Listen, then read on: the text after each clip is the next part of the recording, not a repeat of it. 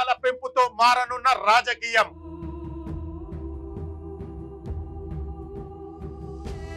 Greater Hyderabad కే ఎక్కువ assembly సీట్లు 119 నుంచి 178 వరకు పెరిగే అవకాశం. సిటీల జనాభా పెరగడంతో పల్లెలకు దెబ్బ. సిటీల సీట్లు పెరిగితే కాంగ్రెస్ కే ముప్పు. నమస్తే, నేను మీ Venkatesh. Welcome to Q news. తెలంగాణలో నియోజకవర్గాల పునర్విభజన ప్రక్రియ మొదలైతే రాష్ట్ర రాజకీయ ముఖ చిత్రం మొత్తం కూడా మారిపోతుందంటున్నారు రాజకీయ విశ్లేషకులు. ఇప్పుడున్న 119 అసెంబ్లీ స్థానాలు 178 దాకా పెరిగే అవకాశాలు స్పష్టంగా కనిపిస్తున్నాయి.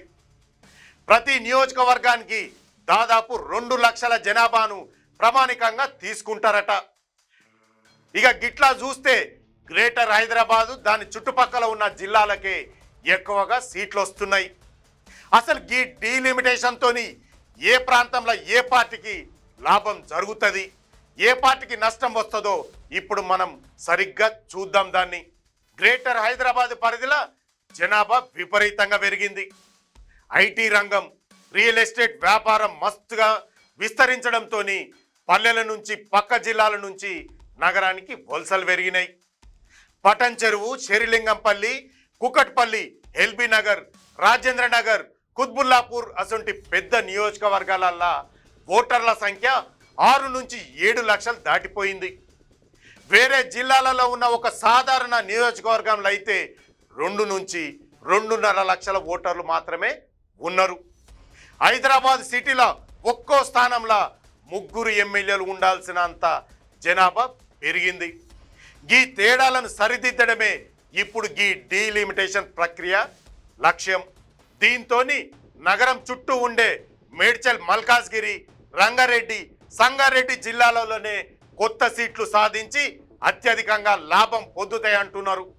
హైదరాబాద్, మేడ్చల్, మల్కాజ్గిరి, రంగారెడ్డి జిల్లాలలో ఉమ్మడి అసెంబ్లీ స్థానాల సంఖ్య ప్రస్తుతం ఇప్పుడు 29 ఉన్నాయి. ఇప్పుడు 29 నుంచి 45 పైగా పెరిగే అవకాశం ఉందని అంచనాలు అవుతున్నాయి. పటన్ చెరువు, శేరిలింగంపల్లి, మేడ్చల్, కుకట్పల్లి, మహేశ్వరం అసొంటి పెద్ద నియోజకవర్గాలను 2-3 కొత్త సీట్లుగానే విభజిస్తారట. దీంతో గ్రేటర్ హైదరాబాద్ దాని చుట్టుపక్కల సిటీ పరిధిలోనే దాదాపుగా 15 నుంచి 20 కొత్త అసెంబ్లీ స్థానాలు పుట్టుకొస్తున్నాయి. రాష్ట్రంలో ఏ పార్టీ అధికారంలోకి రావాలన్నా పల్లెల కంటే హైదరాబాద్ సిటీ సీట్లే అత్యంత కీలకం కానున్నాయి. కొత్త నియోజకవర్గాలల్లో లెక్కల ప్రకారం చూస్తే రాజకీయం మొత్తం సిటీ చుట్టే తీరేటట్టు కనిపిస్తోంది. సిటీల పట్టున్న నాయకులకే ఇక ముందు ముందు మరింత మంచి రోజులు వస్తున్నాయట. ఈ స్థానాల పెంపు ఏ పార్టీకి రాజకీయంగా అడ్వాంటేజ్ అవుతుందనే ముచ్చట ఇప్పుడు అసలు సిసలైన చర్చగా మారింది. నగరంలోని ఓటర్లల్లా మధ్యతరగతి జనం, ఐటీ ఉద్యోగులు, ఆంధ్ర మూలాలున్న సెటిలర్లు, ఉత్తరాది నుంచి వచ్చినోళ్ళు ఎక్కువగా ఉంటారు.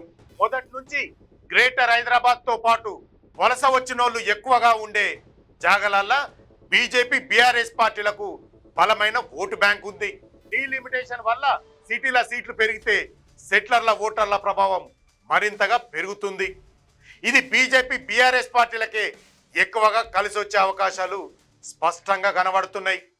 కొత్తగా ఏర్పడే సీట్లల్లా కూడా ఈ 2 పార్టీల మధ్యనే గట్టి పోటీ ఉంటుందని విశ్లేషకులు చెబుతాండ్రు. సిటీల బలపడితేనే రాష్ట్రంలో అధికారం సొంతం చేసుకునే ఛాన్స్ ఉంటుందని ఈ 2 పార్టీలు గట్టిగా నమ్ముతున్నాయి. కాంగ్రెస్ పార్టీ పరిస్థితి చూస్తే గ్రామీణ ప్రాంతాలలో అత్యంత బలంగా ఉంది. గ్రేటర్ హైదరాబాద్ పరిధిలో తక్కువ స్థానాలను కలిగి ఉంది. కాబట్టి సిటీల సీట్లు పెరగాలంటే కాంగ్రెస్ తన రాజకీయ వ్యూహాన్ని మార్చుకోవాల్సి వస్తుంది. కాంగ్రెస్ పల్లెల ఓటు బ్యాంకును మాత్రమే నమ్ముకుంటే సరిపోదు. ఇక్కడ నగర నియోజకవర్గాల మీద కూడా ప్రత్యేకమైన శ్రద్ధ పెట్టాలని ఈ కొత్త సమీకరణాలు స్పష్టం చేస్తున్నాయి. పల్లెల్లో కూడా జనాభా ప్రకారం కొత్త స్థానాలు ఏర్పడతాయి కాబట్టి అక్కడ కాంగ్రెస్కు పట్టు సాధించే వెసులుబాటు కూడా ఉంటుంది. ఏ పార్టీ అయితే గ్రేటర్ హైదరాబాద్ విస్తరిస్తున్న నూతన నియోజకవర్గాలలో పట్టు సాధిస్తుందో ఆ పార్టీకి రాష్ట్రంలో అధికార పీఠం దక్కే అవకాశాలు ఉంటాయని అంటున్నారు రాజకీయ వ్యూహకర్తలు.